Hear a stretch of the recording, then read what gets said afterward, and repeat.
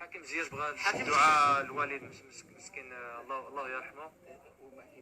لا باقي يا صاحبي حكيم زياش. حكيم زياش ان شاء الله هذه الصدقه ان شاء الله في الصحيفه ديالو، وكيطلب لنا دعوه الخير للاب ديالو المرحوم. اللهم يا بيرحم اباه، امين.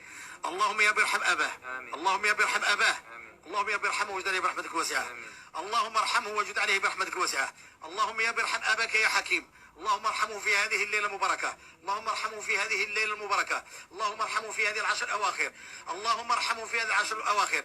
والام ديالك اللهم يا ربي عبك في رضاها، اللهم اعبك في رضاها، اللهم اعبك في رضاها. اللهم يا ربي حسن اخلاقك ووسع ارزاقك. اللهم يا ربي اجعلك في رضا امك الى يوم القيامه. آمين. اللهم يا ربي اخلف لك ما انفقت، آمين. وبارك لك يا ربنا فيما امسكت. اللهم يا ربي احضر بك في افراطك، احضر بك في عائلتك.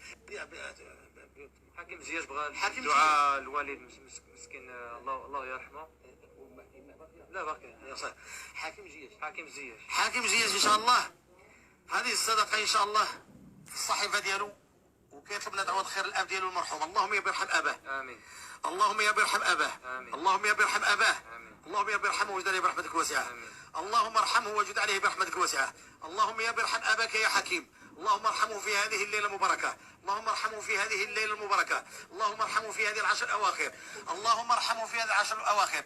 والام ديالك اللهم يا ربي عبك في رضاها، اللهم اعبك في رضاها، اللهم اعبك في رضاها. اللهم يا ربي